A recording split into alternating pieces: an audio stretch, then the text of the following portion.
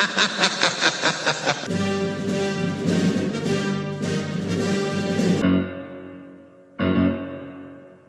met this 6-year-old child with this blank, pale, emotionless face and the blackest eyes. Like a doll's eyes. I love this town! Hello, City! Welcome, everyone, to City of Geek Podcast. This is our end of the year. We made it through yet another year. We've survived yet another year. I'm not even going to fucking edit that. Words are hard! We've been drinking already. And that's what makes it fun. Woot woot! Because this is, we got lots of snacks, we got lots of drinks, and we got lots of fun, and we got lots of movies to talk about, because this is the best and worst of the year. Amen. And just like last year, we were going to do top 10 best and bottom 5 worst. For Cody, it's about the same thing. I pointed out before we recorded this is discriminatory against me, and I will be filing a complaint. And we should note who each of us are here, that way you have the understanding of the voices. If you're coming to us for the first time, because a lot of people just search up best and worst of the year, and they find random things to look at or listen to, in our case. So if you're listening for the first time, I'm Bob Foster. Cody. Tony. Oh, wait, shit! I screwed it up! We're switching voices for the evening. They are wonderful ventriloquists over here. You can't see it because this is a audio medium. All right, you could be watching it on the YouTube, which has our logo. On the YouTubes? On the YouTubes. On the YouTube. On the And Facebooks. then that would mean, by default, that would make me Tony.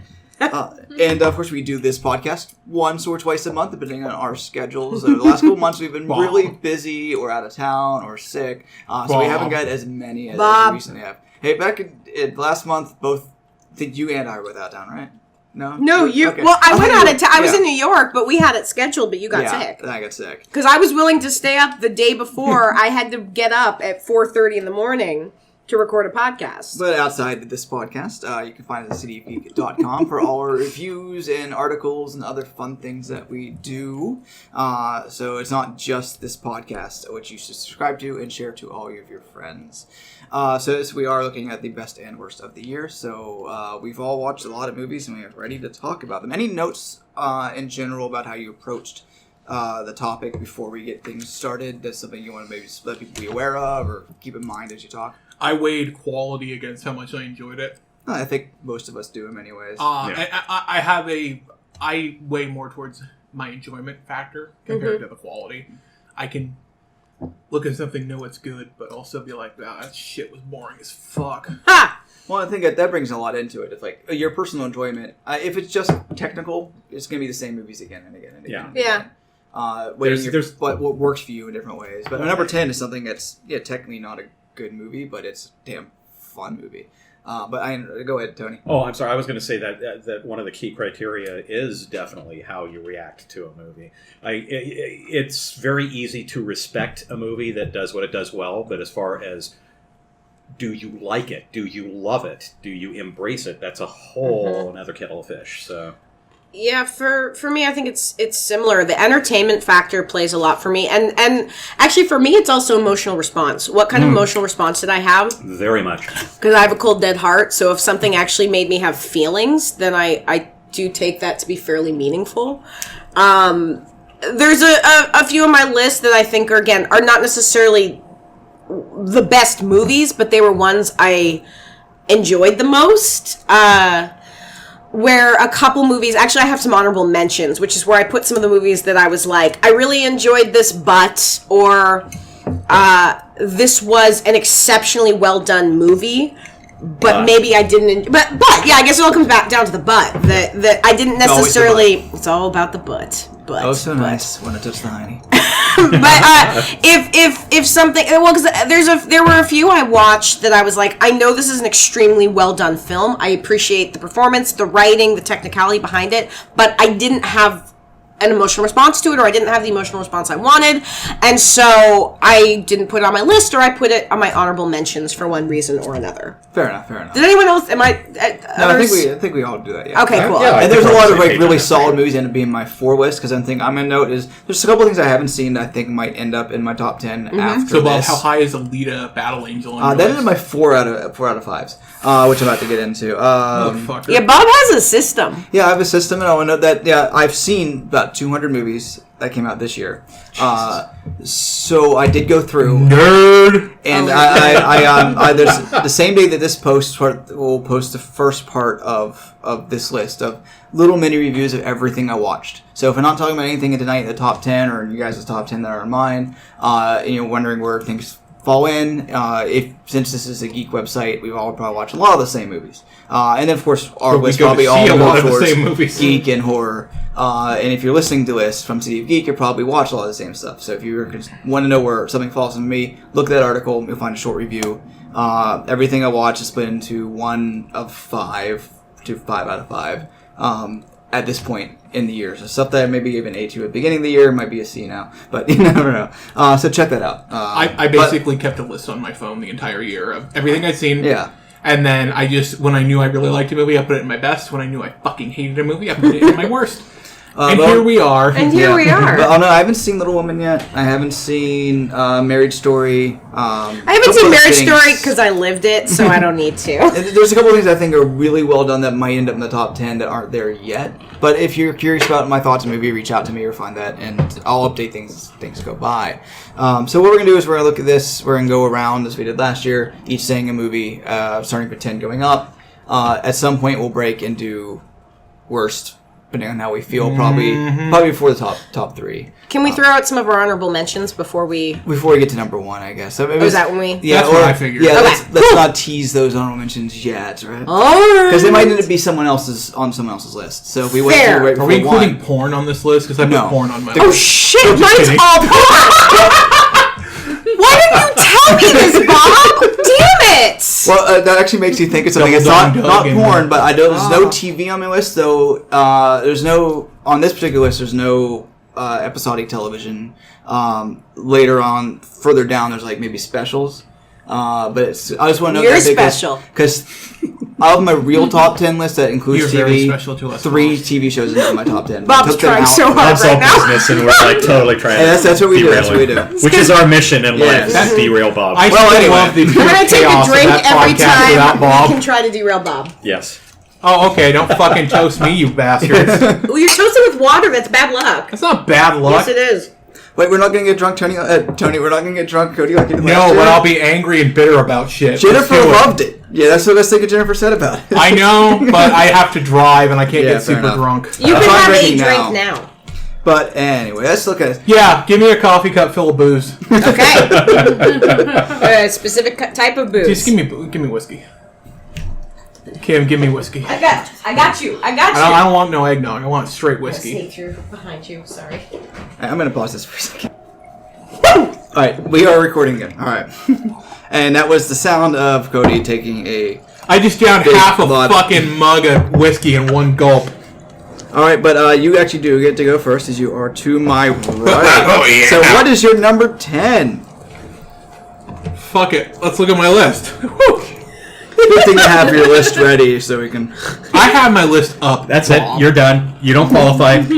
We right. pass you. First list of the year. I'm gonna go Haunt. That was on. I don't remember where. I think it was Amazon. It was on Shudder. Shudder. Well, at least Shudder. that's, yeah, it was because I think it was a I Shudder. actually really because it looked like a pretty formulaic bullshit. Oh, they're in a haunted house, spooky shit. And I actually really enjoyed some of the gore. Some of the scares were actually very effective, and they do a really good job of playing with the paranoia behind it.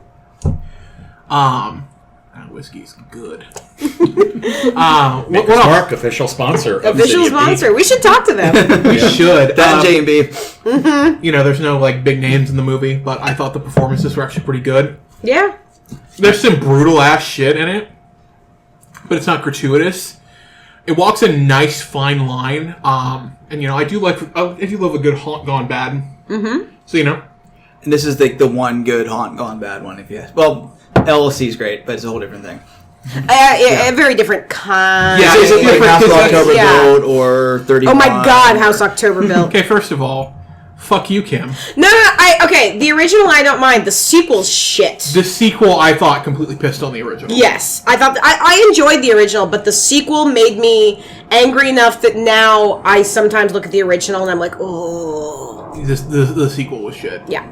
I like that we've gone on to a whole different movie. Yeah. Oh god. No, I agree with you. Like it's a really solid film. And it was kind of a surprise. I was not expecting to enjoy it as much as I did, or think it was as good as it was. Yeah, I was very impressed when I turned it on, part 100 Nights. Pretty good. Yeah, Haunted up at 34 on my list for the year. It's a solid film. It's my 5 out of 5s. And I thought it was brutal. It was claustrophobic. It really went different ways. It looked great. And it really surprised me in many cases. Where some things like, okay, I see where this scene's going to go. And in many cases, it didn't. And I liked it didn't really pull back on all things. And also had characters that actually had a lot of heart and a lot of character to each other. They weren't just victims. They had an actual connection to each other and backstories. I thought it really worked. It was a incredible surprise to the film. I know that most people I saw did really enjoy living hell out of it, so I definitely give that. And it's on Shudder. If you have Shudder, check it out. Yeah. Tony, did you see Haunt? No, I did not. In fact, of all of you people, I'm the old geezer who's seen the least movies, so my list may be somewhat Yeah, but genre you saw the heavy. coolest shit back in the day, so that outweighs it. When I was your age, Also, you see probably the most at SIF and more than I have read so. Tony's book of reviews that he wrote as a child. Oh, God. That motherfucker has seen everything. I just watched Damon Wales' Actually, Old when Dark are you House. going to write a book? That's what I wonder. Well. I've been trying to get Tony to write a book for years. Let's That's a get back to topic for another moment. That is a topic for Okay, another fair enough. But all what Tony said, I'm thinking most of our lists probably be genre heavy. Actually, mine is surprisingly genre light. Mine's maybe many half-half, yeah. Can come that way, especially geek and at least my overall watching of the year is horror. It and leans sci-fi. geek. Yeah, I think And probably for all of us. We all lean geek. even if my top 10 did not, but that's a whole different list. Any other thoughts on Haunt before we move on to Kim's number 10? I'm chewing this cookie. He's All right. chewing a cookie. Kim, what's your number 10? So my number 10 is a movie that, again, gave me feelings, which I always resent slightly. But it's also a movie that somehow, despite my loathing of this particular physical activity, actually got me running, which is Brittany Runs a Marathon. Another great film. Oh, wow. I thought it was utterly delightful. Again, it made me feel things. I appreciated that where you have a movie with a heroine who is not a stick. They didn't make it about. I never felt like they were exploiting that. I appreciated the fact that the whole time it was her. There was never fat suits or anything. Like she lost weight throughout the film to mimic what was happening to her character. Jillian Bell, man, Jillian Bell is a fucking treasure, and why she does not work more. I mean, she works steadily, but why she is not more of a household name, I think, is criminal. She is utterly divine in that movie, and I also appreciate that her character is not. I mean, she's a very flawed person, and I really appreciate that we are leaning more and more into some female characters who are heavily flawed, and that's good because we are all flawed humans. And she is not perfect, but she is a really interesting. Anyway, I very much enjoyed the movie, and then yeah. Yeah, I'll send up my 5s. It's number 39 on my list, and yeah, I thought it was incredibly real, really solid humor. I'd say I don't think I cried, but I think I teared up. I know I my cried. wife cried. I flat out cried, and man, It was emotional and funny, and had great arcs, Very funny. and didn't follow the same pattern that you expect from a movie like that, and also the zero fat jokes, which made it really solid. I was a little worried going in that it was going to turn into some kind of where either it was constantly going to be a punchline, or that we were supposed to be like, oh, look at you, you've transformed because you started running and got a little skinny.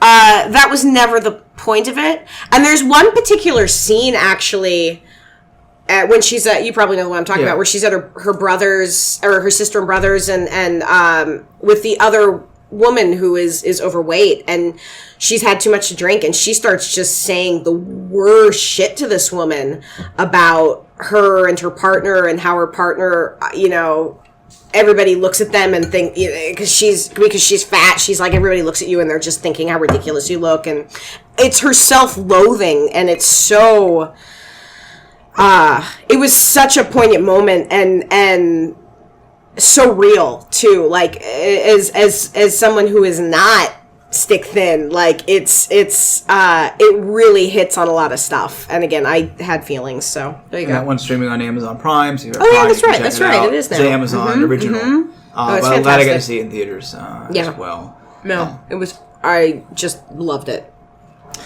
Tony, what are you looking at for number 10? Number 10 for me is a documentary that I saw at SIFF this year that I was extremely taken by. It was one of the most emotionally resonant things I saw all year. It's a documentary called Kifaru. It is about the caregivers of the last surviving white rhino named Sudan. Oh! And it basically follows 3 of these caretakers, and kind of how their lives are inexorably intertwined with the life of this animal that they're taking care of, and also in touching on the emotional immediacy of you learning to care for this animal. It also touches on a broader level with stewardship of the environment and the world that we're in, and without doing so in a very forced and preachy way. It's a great human interest story. It's a great animal story. It will give you the feels, and it's just a beautiful piece of work. It's absolutely pretty much close to my favorite documentary of the year, and my favorite documentary of the year, which I'm going to mention as an honorable mention, has not had a formal release yet, so that's the only reason it's not up there. But this is a beautiful film. I believe it is streaming on Netflix right now. But it is definitely well worth a watch. Again, that's Kifaru. It's Kifaru. You, correct. I don't see it popping up here, but it could be. It does not pop up in my search. Yeah, I wanted to. That's interesting. I'll definitely check that out and see if I can find it. Definitely not something I expected to pop up in there. I'm all about surprises, my friend. Kifaru is. I don't see it listed on Netflix yet. It doesn't record. I can't find any sort of It might distribution. be Amazon Prime. Nothing's popping up for. It just says add to watch list and look at IMDb. But keep an eye on it. Maybe it'll pop up. So it's definitely good to have that note in there. My number 10 is Crawl. From Alexandra Aja, the alligator movie from this summer. So talking about movies that technically probably have a zillion movies that are better in it, but that it worked out. It worked so much for me and Cody went to see it and had a blast watching it. It's exactly the movie it claims to be. Nothing more, nothing less, and it's enjoyable for that. It knows exactly the movie it is, and it plays to its strengths. Not to mention that the awesome sets, the sinking set is really impressive, and the way that builds without feeling forced to what happens next. That flowed really well. It did take different chances in there where certain things you expect don't occur. Barry Pepper and I can't remember the lead actress's name right now. They have a great chemistry, and they give enough of backstory without drowning the movie. And of course, anything with killer alligators and crocodiles is always a lot of fun. So I think that movie worked. Is that very Kaya well Scodelario? Yeah, that's it. Yeah, sorry. I keep wanting to say Teresa Palmer, but she's not. She kind of looks like her. Oh, she's English. Huh. God Save the Queen. I really liked it. I mean, shit. It was fun. I mean, it was just fun. And, Ozzy knows how to do a good, brutal-ass movie. And, he's a great director. Yeah. He is a genuinely great director. Hills Have Eyes is better than the original. It is. I agree. It is really, really intense, too. That is. I'll defend that movie until the day I die. No, I'm a huge High Tension fan. Too. Yeah. Some people will give it shit because of the twist, which is kind of weird, but I think it works no matter what. Piranha's a blast as well. Piranha like almost leads into Crawl in that way. Kind of get a lot of the same tone, except Crawl's a little more serious than Piranha, which is that more tongue-in-cheek. Oh, very tongue-in-cheek. I liked... Your TV just turned on. I think you know what's on there. Fucking doll! No, I think it... Oh, is it you? Cody's wife's Move hanging those out two. with us, too. So. Or is the haunted doll? Or is the haunted She doll. likes turning kitty on. You should have just not said anything. And then we would have been like, Sorry. Oh. Hey, just turn back on. Ghosts? In the kitchen, Kim. My salad. I enjoyed Crawl. I think it got a little overhyped for me before I saw it. Because I heard from so many people how good they thought it was that when I saw it, my expectations were really high, and I watched it, I was like, okay, that was fun. But I don't think I liked it quite as much as you guys did, but I did enjoy it. I thought it was well done. I like a good killer crocodile movie, mostly because I root for the crocodiles. But yeah, no, it was well done. It was believable too, weirdly. Although I think the thing that kind of pissed me off is there's a hurricane warning, and once again, people decide to not evacuate. As someone who lived in South Carolina, I see that. It's so And it annoying. happens. It's like, It happens. people. though. I know, and this is why people die. And then Barry Pepper retweeted our review, which is good. all right on. So, yeah. On to me. On to you, Cody. What's your number 9? Number nine is Number going to be... nine. Number 9. Number 9. Beatles joke. Let's listen to White Album today. Missing Link. Missing Link, nice. I enjoyed it. It was Hmm. fun. I didn't see that one. It's your classic fucking weird-ass Sasquatch film. Classics of those. With a little less Lance Henriksen and arms being ripped off, but... Someday, maybe. I enjoyed it. It was super fun. Had a nice heart to it. You know, the Zach Galifianakis wasn't annoying for once. That was pleasant. Turning into a voice character, I think, might be helped. Yeah. And having Leica with that, you know. Because Leica's made nothing but amazing movies, yeah.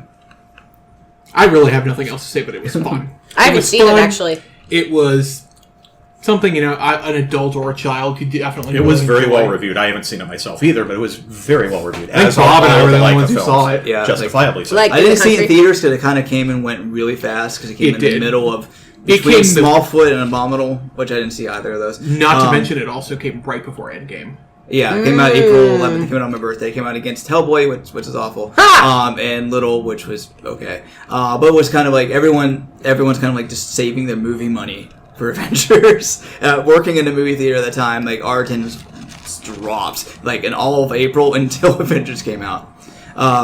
No, I thought it was. I think it's the weakest of the Leica movies, or Leica, however you pronounce it. I've never seen any I of think them, it's so- like the dog. Oh yeah, I was gonna say, like the dog.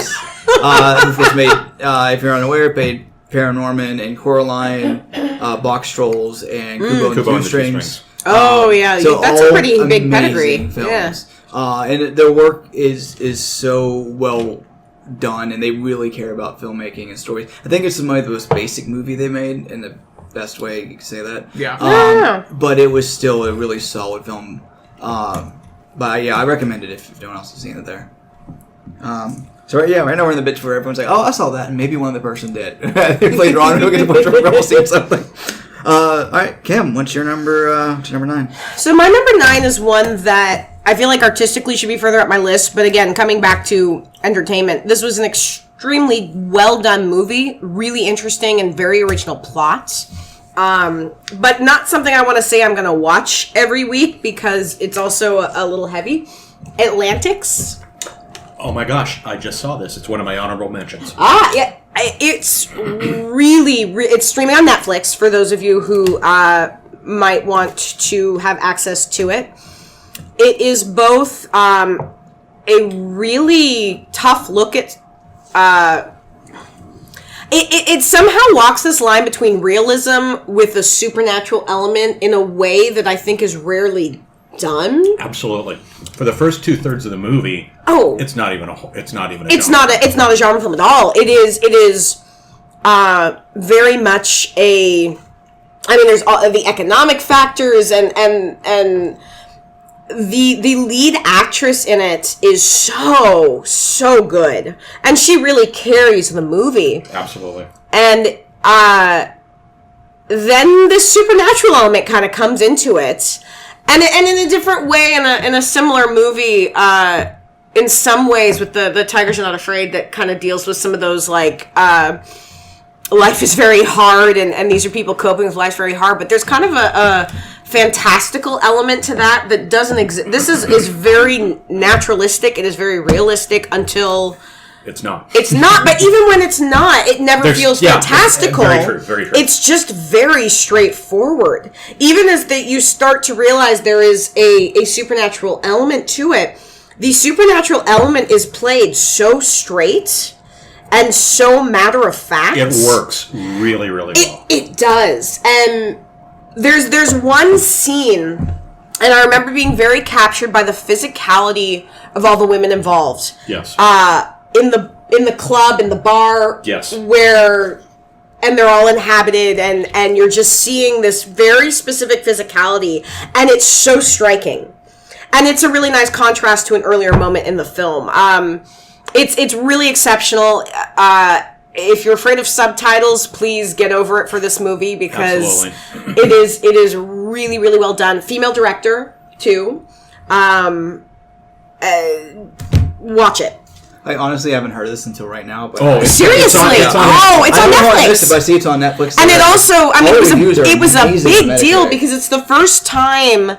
Was it a woman or it wasn't just a woman; it was a woman of color where it had a film admitted to one of the major film festivals. Yeah, I forget which one. And it was a big deal at the time because it was the first time. But it's female directed. It's exceptional. Yeah, Watch is it. So good. I really just kind of tag teaming off of that. I think spiritually, and this kind of gets back to the Tigers Are Not Afraid thing. Mm-hmm. It does that wonderful job of combining gritty realism. Mm-hmm. Well, I mean, you know what. Kind of in the same way that I mean, it's very much something that I think Guillermo del Toro made a very kind of got the ball rolling in terms of presenting very realistic, gritty scenarios in that feel very gut level, and then introducing fantastic elements to it, and it really does. I mean, it's very. I remember the movie just really sticking with me after I saw it. Yes, yeah, it's really good. And there's a poetry to a lot of the dialogue later on. There was a conversation specifically, I remember near the end, that really, really stuck with me. That lead actress, she just striking. She just exists in it too. Yeah. She's existing in every moment. Yeah, I think one of the great things about that movie is that everyone in that movie feels like a real human being. Yes, and when you get that level of kind of earthy realism with the principles in the film and how it's shot, it's beautifully shot, but it's also shot in almost a documentarian style. Yeah. When you've got those elements combined with fantasy, it grounds the kind of fantastical elements, and it makes them resonate a lot more. Yeah, it's a great movie. It's really beautiful. It was very close to my top. Yeah, according to the director, was the first movie directed by a female black woman. Well, yes, female black woman. You know what I mean? A black woman in Cannes competition ever. Yes, that was right. So I'll have to check this out because I'm definitely outside of what two very trusted opinions. It is a slow burn. You guys talk about. It's a slow burn, but it's worth it. Absolutely. But again, you don't have to be a genre fan to appreciate this movie. Because it's really. I mean, the supernatural element is so rooted in realism and so rooted in the style never leaves this very gritty feeling, this very real. I am watching this portion of someone's life. Yeah, I keep seeing magical realism pop up. In descriptions, and that by sounds. That's an ideal description. Yeah, absolutely. It is worth a watch. Again, please. don't let the subtitles throw you off. I think partially because a fair amount of it is told visually. Yeah, that it is true. It is a very visual film, and because I had to actually, when I was first watching on Netflix, my subtitles kept kind of bugging out, and so I had to keep rewinding and resetting. But even doing that, I could tell what was happening because the acting is so strong and the visuals are so strong. You know exactly what's going on. All right, sounds great. Yeah, I've never fucking seen it. it, so you guys said it better than I did. So, Tony, what's your number 9? Number 9 is the beginning of a trend of films that are sophomore efforts by directors who've done movies that really spoke to 5 different things right now. Yeah, exactly. I mean, and between my top 10 list and my honorable mentions, there are a lot of movies that qualify for this. So my number 9 is Us, Jordan Peele's sophomore follow-up to Get Out. I will readily cop to the fact that Us is nowhere near as consistent as Get Out. Get Out is kind of a compact, perfect little movie. Everything it sets out to do, it accomplishes. It's basically taut and tight and unpretentious, and it just gets its point across. It's brilliant. Us is much more flawed. It's much more sprawling, but it's also much more ambitious. And I think visually, it's infinitely more ambitious.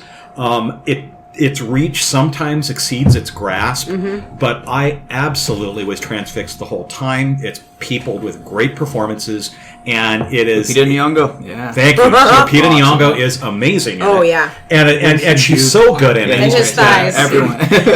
Yeah. You know it, girl. Boom! Oh! What you do with But a yeah. onesie? I just was captivated, and I also think it signals Jordan Peele, in addition to just being a capable director of genre, I think it also harbingers him as a great visual stylist. I think there is so much great stuff going on visually in this movie that I was just captivated from frame one. I also have it on my list. It's a little further up, but I completely agree with what Tony said. And in fact, I will take credit for what Tony said. I mean, honestly, yeah, it's a great movie. I love the visuals in it. I thought it was... Obviously, it's not perfect. I think it kind of does have a couple points where it drags, but I love the mystery behind the world. And I love the fact that Jordan Peele never really explains Yeah. what It just the reach is. And just doesn't happens. need to. And that's the thing is, like, a lot of films will over-explain Star Wars. Or under-explain. Or under-explain. Star Wars. Both at the same time. Yeah. But this one did a really good job of just being like, you know exactly what you need to know, and that's all you need to know. Yeah, it reminded me of a really long Twilight Zone that way. It's like, if Yeah. something weird's happening, and we're just going to go, and if you're on board, you're on board. We're If saying you're yes not, and. You're not. And I think a lot of the negative reviews, negative response, people are like, I don't understand why they were down there. It's like, doesn't matter. Shut they the were. fuck up. I just take it and go. Like, there's sometimes where it's done well, and that works, sometimes where it's not done well, and it falls apart in this Star case. Wars. Which is great in Star Wars. Star Wars is You're not going on to my say top Star 10, Wars by to the way. everything, aren't you? But it's not anywhere on my top 10. But Oh, it better not be. I'm going to eat you out this fucking podcast that's if in it the, is. in the lower end of the better end. But anyways, That's it. Expect a body slam if you do put it on your top 10. God damn. It'll be WrestleMania fucking 3 right. straight up. But it just I really think because he wasn't as clear with the messaging as well. I think a lot of people wanted to read more maybe racial into this Oh, one. yeah, Like they they- did for- like, this one's really more of the underclass and like without getting into much of like the details of the movie, people haven't seen it. But I think a lot of it came to if you take someone who's in a different class and change in place of somebody else, it's not the person, it's their circumstances. I think that's really what the movie's trying to say. Of course, I could be completely wrong. Hey, man. I think that's one of the. That's a very good. And I think there's a lot of different things there. And maybe another draft would have maybe coalesced a lot of that together. But I really don't have too many complaints. It's ultimately into my number 13. It was in my top 10 for most of the year. And as other things I watched, kind of like pushed it down. But it still ended up in the very, very top tier. Yeah, it was in my honorable mentions. I did not... I see. I didn't want to say I didn't enjoy it as much as Get Out. I think Get Out stuck more with me, partially because I thought the script for Get Out was tighter. Oh, it is absolutely. But the visuals in Us are stunning, and the casting was dead Spot on. on. Oh, it was just spot on. And again, I mean, I don't think anyone who is a genre fan who listens to us has not seen it Yeah. because it was It was a giant hit generally for everyone. Yes, Yeah. but it's one of those movies that like I feel a little bit like your genre cred is on the line if you haven't seen it, and I'm not normally somebody who thinks that, but there's some stuff that is topical, and this is definitely part of the conversation. But it's an exceptional film. It's a great sophomore effort, and it makes me kind of excited for other things that he's going to be. Absolutely. I'm looking forward to watching him produce Lovecraft Country later this year. Yeah, But- I was just going to say, between those two films, you get a full spectrum of an artist who is only going to do more interesting and amazing things. Yeah. All right, Tony, that was yours, right? Yeah, so All right, so that comes on to me for my number 9. And my number 9 is Dr. Sleep. Ooh, that's in my top 10. All right, cool. Mine's further up. So I can just put a pause on that until we get to it for yours, or we can talk about it now. What do you think? Either way. I'll just talk It's about it now. significantly further up for me, so it'll be a while before we'll be talking about it. So yeah, I might as well just get into. At least maybe we can save your thoughts for then, Mm-hmm. or we're gonna just kind of table things. Have either you guys seen it? Nope. All right, so I'll give out my thoughts, and you can give yours at that point. I guess There we go, discussed yeah. there. Yeah, it's a worthy follow-up to The Shining, which I think is one of my favorite movies. We saw it together for We the did. 4K Yeah, restoration, yeah. and I got the 4K for Christmas. I can't wait to watch it again. And the book itself is really solid, and I think this is a great job of mixing both the Shining book, Shining movie, and the movie in the book version of the Dr. Sleep, because Mike Flanagan, as you saw in Gerald's Game, really understands Stephen King. And I think Yeah. he does a really good job of taking what works for King. It helps that this is a really pared down book. This isn't a sprawling thing. This is a character piece, and he's really great with character pieces. Of seeing Danny 40 years on with all these, to use the title from the Paul Tremblay book, Head Full of Ghosts. Which actually I haven't read the book. I've owned it forever. I haven't been around to reading it. But he's carrying us around. I think it's a really great take on the effects of addiction and bad things that happen to you when you're younger and how they affect you. And I think The Shining is Trauma. essentially about trauma and the original film and book, the book, not the movie as such, is so much about addiction and alcoholism and everything, how it affects you and your kid now as that kid is an adult, and how he's not fixed from everything that happens. Ewan McGregor does a great job there. There's a great script that brings through. The only real issue maybe comes in the end of the second act with the almost climactic. Bob, don't spoil it for me. I'm I'm gonna see it, but also don't spoil it. There's a part in the second act that doesn't completely work. That clears out a bunch of characters. That kind of cuts everything down, but doesn't really work. I think I know what you're talking about. But Cliff Curtis is great. He's a really unsung gem of an actor. Oh, he's fantastic. As an in this actor, and he's just generally, fantastic. yeah. But Rebecca Ferguson fucking kills it as Rose the Hat. She just steals this movie. And their scenes are so beautifully shot with the astral projection, which is a really hard thing to film. You can write that pretty well, but filming it can come off really silly, and it came off really well. And even the ending, this isn't a spoiler to say that the third act happens at the Overlook. And mixing what happened from the first movie into this. Well, and now we have to spoiler tag this book. But I think it was a really work. Maybe some issues there, but it's a little too much like, hey, remember this at this point. But I think it really comes to, and it's a really rushed conclusion. But I think it's a really fantastic film of looking at of everything there that I've been kind of going off on. Yeah, Tony and I were too busy getting laid to go see that. I'm a married man, so are you. And I went to we saw it the night before we went to New York to watch Hades Sound. That's how much I really wanted to see it. All right. I'm sad I haven't seen it. Yeah, me too. It was one of those things where I wanted to see it, and then it was only in theaters I for was like gonna 2 say, weeks. it was not in theaters that long. I think which it came out at the wrong time. It did. If it came out weeks March, later. it would have just killed. Although I think if it would have come out around Halloween, I think it was a few weeks too early. I think Halloween would have been a good time. I for it, think too. they were a little afraid of alienating people who had not seen The Shining, and afraid that people who had not seen The Shining, I think there's people who didn't see The Shining who maybe were afraid to see this because they wouldn't understand it. And as a standalone film, it also works very well. Yeah, you don't need to see it. Helps. I think one of the problems is that it was marketed, like the marketing was explicitly targeted towards fans of The Shining. Yeah. Like really super explicitly targeted towards fans of The Shining. So I have a feeling that might be why it fell short box office wise, is because I think people, you have to be, I think, for the most part, a certain age to have seen The Shining and to have really embraced it. Yeah. Whiskey And Brownie. the millennials who are populating most of the box office nowadays. God, I sound like a crabby old man. Get So I was like, we You are need the next generation down. we're You know, like Cody's technically generation? Yeah. what are Okay, you? boomer. What are you? Thank you. Are you a millennial? I'm a millennial, man. This is The We're edge of millennials. millennial, right? Well, we're we're on the edge, other edge. but it's more like I'm the Gen X, baby. teenager. We're the Oregon Trail generation. But it's also like it's a slow burn. It's not like a Halloween horror film either. So I was thinking maybe it came out earlier in the year or later in the year. Well, it came out right after Halloween, so Yeah. I think anyone who was like, I want to see something for Halloween, wasn't the necessarily. countdown. Yeah. Well, and I'll talk more about my thoughts when Yeah, we but- get back to me. All right, so we'll just table. We'll just put Dr. Sleep into a box in my head, and we'll move on. Well, Dr. Sleep's mostly been talked about. Like I said, people who get laid don't watch that. So, I'm going to refrain from commenting. oh fuck, I don't even know what I want to Number put as 8, sir. Number 8, I know buddy. what number it is. I don't know. You never watched an education. Oh, that As I start my master teaching program, was fighting words, buddy.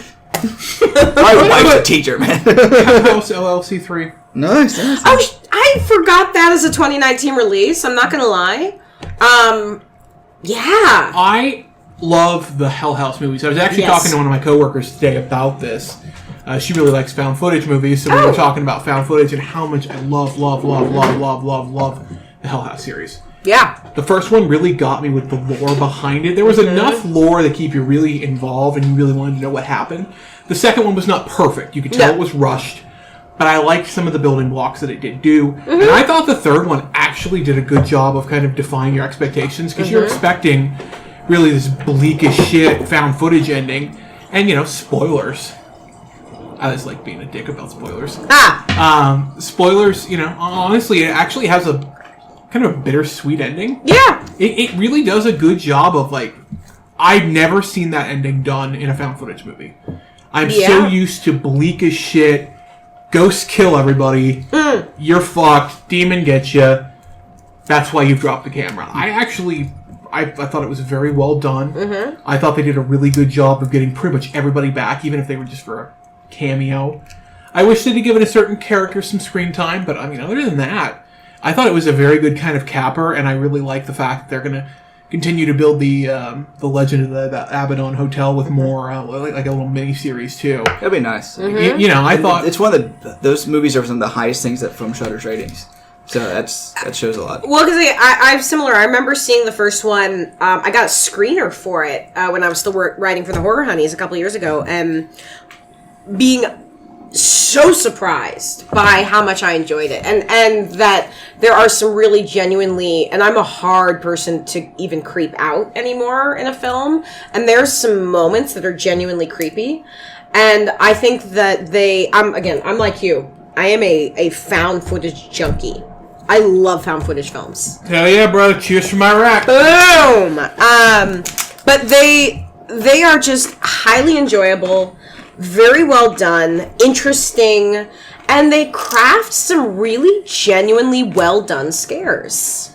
I thought, personally, one of my favorite scares in the first one of my favorite scares in modern horror history was when they're in there's a point where it's getting, the shit's ramping up, and there's that scene where she's up against the wall and, weirdly, praying to, Satan or some shit, and then the clock in the dining room goes off, and all of a sudden it completely table set, and it had been, middle of the night. And there's light, there's candles lit and everything, and that just fucking works. And anything to do with that weird ass clown statue. I see the clowns in the basement get me when they count the clowns and there's too many. That was, I remember watching the screener and the hair on my arm actually going up. One of the best scenes in the second one is to do with that clown, because he's like, no, the head doesn't move on that thing, and then it just goes.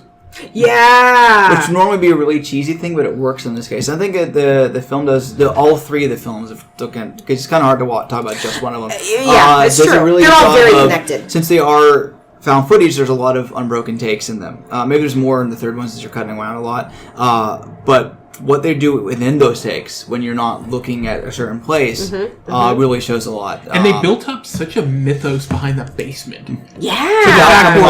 Without being too mythos-y. Yeah, to anytime they're in there, no matter what's happening, you have this unease to you. No, I honestly just, that one escaped my memory as being of this year film. I think because when I watched it, it went mostly direct to streaming, but I'm assuming they may have done some sort of limited theatrical. They tried, and it kind of fell on its face. Oh, I was going to volunteer for it to get a free poster. I still might get the free poster. Fingers crossed. But yeah, no, it like the Seattle showing, they needed to sell like 75 tickets to make it happen. Some companies that do that where, you have to pre-sell and then they'll book the theater. They sold like 10. I think I wanted to do it, but I think the day it was going to do it didn't work for me for some reason. I was really bummed out because I totally would have done that. They're really fun movie. We should reach out to the people and see if we could get them to interview or something. I would love that because he already replied to me on Twitter. Oh, yeah, so and then now I want to have his babies. Going back to the third one, I think it does a great job of not repeating the plot of the first two, but still feeling in the world and feeling connected without feeling the same thing. Like, it's my issue with the second movie. It almost feels like a kind of rehash of the first from like a slightly different angle. And the third one just takes that and says, all right, these happened. This is a whole different way of approaching the this. The second one kind of pretty much takes the first one and rather than setting it over a month, sets it over like a night. Yes. In that, but yeah, then not the big exposition speech at the end really drives me nuts. First of all, that was beautifully done, and I fucking love that actor. And I that's a really interesting actor, though. Like, he's his so charisma's interesting, off, and it's so weird, and I love it. He reminds me of like it's like if somebody took Tony, made him taller, shaved him bald, and gave you a little more menace to you. See, I always thought you had a little bit of like a John Waters thing going on. Yeah, John Waters plus Tony. Plus Tony. If you had a child. Should I be flattered or insulted? Please. Do John Waters both.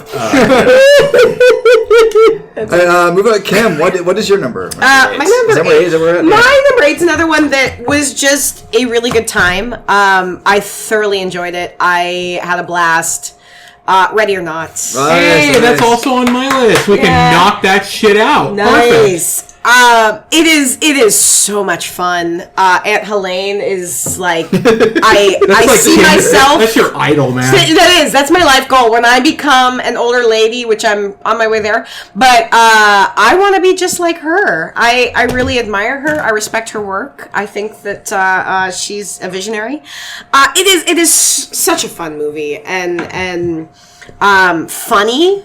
The humor in it is so on point, and without giving spoilers about the ending, I cheered. God, yes. I think the entire audience did. It wasn't like a screening audience. This was like a regular. It was a night. regular weeknight, yes. and it was so satisfying.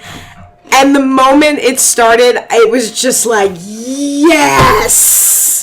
So again, without giving away spoilers, and Samara Weaving is oh, in the making. She is just absolutely captivating on film. She's sublime. Yes. When you see her on screen, you instantly want to follow her, and you instantly are connected to her emotionally. And there are not a lot of actors that have done a really good job. He really does, and you could tell too in general that the cast seemed to really be enjoying themselves. And I do think that when a cast is really enjoying themselves, that pays off on screen. Yes. That you see that there is there's an extra twinkle when a cast is having a good time. Yeah, you can see their tongue firmly in their cheek, but in the best way. But in the best way. Like everyone's in on the joke, and everyone's just pure game. Yes. And also, it may be a little bit on the nose, but I think it's also a wonderfully biting and cogent bit of class warfare satire as well. Mm-hmm. And, so it kind of in the general spiritual vein of, Get Out, is a horror film, a genre film that happens to have a strain of topicality to it. I love it. It's like I would say probably would be like number 12 on my list. Yeah, that's number 16 in mine. Yeah, very really close. It was kind of like it was in the top 10 for a little bit, then being bounced out. It is Let's so get good. fucking Misters over here. Oh, it's almost in the top 10. Yeah, hey, that's still a good thing. I'm still Wow, doing the great big brains thing. in the room put it on the top 10. I will say I did make a fairly concentrated effort to, whether conscious or not, I leaned a lot more in my list towards things that were either female driven or female directed or female driven and directed. Not exclusively, but that did play into my list Absolutely, I can understand that. Yeah. as a vagina holder. And I do love some good old-fashioned class warfare. I thought he was going to say old-fashioned vagina. It's like, you know some old-fashioned vagina. All right. Fair enough. Hell yeah, brother. He knows what I'm talking about. He's got a box full like Ed Gein. He did have He did have quite the collection. Forbidden edible vagina. Now I know. There's your excerpt for the very beginning of the show before the music Lord. cues. Oh, that would make it my turn. Yeah. Okay, well, I have a feeling that this next selection is going to be on another couple of folks' lists. Speaking of sophomore efforts by directors who did amazing debut films, my number 8 on my list is Midsummer. That is on my list. Ari Aster's, Much further up Ari mine, Aster's yep. sophomore. Same here. Yeah, I liked it better than Hereditary. Yeah. Oh, yeah. Yep. I think it's more ambitious. I think it is more visually stunning. I think it is more elliptical and open-ended. It is much more a mood and style piece. But I think it also there's also a core of emotional connection to it that really works. Any movie that plops me into the middle of an environment and completely immerses me in it usually will get my Now, unguarded adoration. One thing I'll say is I did not think it was better than Hereditary, It's very different than Hereditary. but I thought it was just almost a complete. It's almost unfair to compare the films. I I enjoyed would agree it with that. more. I didn't think it was better necessarily, but as a movie, I enjoyed it more. I went and saw it 3 times in the theaters. I own Hereditary and still can't bring myself to watch it again. Oh yeah, same. Yeah. Like it's I've like watched a the first complete half. opposite. I think that's an interesting And I got point. Midsummer Yeah. for Christmas Because I can't wait to think watch it again. that for me at least, I think Midsummer is much more rewatchable. Yes. And we talked about this after Yeah. the screening because I feel like there's much more of a playfulness and a joyousness in filmmaking in Midsummer that's not there in Hereditary. I mean, A lot of Hereditary- catharsis. Yeah. It does a really good job of like where that shit's going. Yeah. Everybody But Ari would- Aster knows you know Yes. where it's going. Yeah, and that's the thing. It's like he knows you know where it's going. Yes. But he's going to take you on a ride. And it's a fever dream. Again, movies that take long stretches where they strictly tell the story visually are something that I always especially lean towards. And Midsummer does that a lot. And it's interesting seeing, like, I'm talking about how comparing to Hereditary, which is hard not to, because they're both about grief in different ways. In very different ways. But, like, where Midsummer, where Hereditary is, like, almost all in the deep darkness. It's drenched in it. Yeah. Yeah. This is all bright and sunny, and very few scenes happen at night. In this case, and in this, a lot of this, everything that happens to someone is something that they themselves have gotten themselves into. They've all walked into, like, where Hereditary, everything is out of your control. You can't help what has happened, and this is, you got yourself into this shit. But the grief and the scene without spoiling the details around it of Florence Pugh screaming and everyone screaming with her, that's such an amazing sequence. And that's another. I think Florence Pugh really should be like singled out for this movie because her character navigates some emotional terrain that would, if handled just slightly differently, would completely fall on its face. And she does not. There's not a false beat in her performance in the movie. I think she's terrific. Because she's presented when we meet her after meeting the dudes first, and the dudes like hawk her up to being an awful girlfriend of this, and it turned out it's the reverse. And so we kind of start in that, and it has to kind of turn around, and she does such a great job of turning the movie to herself, which is great. That's what it's for, But she's an amazing actress that really is coming up. Like Lady Macbeth from a year or two ago, she's solid in that. Movie itself's kind of iffy. Fighting in the Family was a huge surprise here. It didn't make anywhere more in top 10, but I didn't expect to like the movie at all, and I loved it. And then next year she's going to be in Black Widow as Black Widow's sister. Well, she's in Little Women. In Little Women, which I haven't seen yet. So I'm going to talk more about it, I think, when I get to, or my thoughts on Midsommar when I get to it on my list, but ditto. But yeah, I cannot wait to watch Midsommar again. Like, I got it for Christmas, and it's just sitting there like, yes. I know. I really want to see it again too. I haven't had a chance to. So my number 8 is not a second-time director, but a first-time. We're going to go back to a knocking out of the park in your first go. And this person who directed this has been involved in Hollywood for a long time. It's not coming from nowhere. But but we're looking at Booksmart.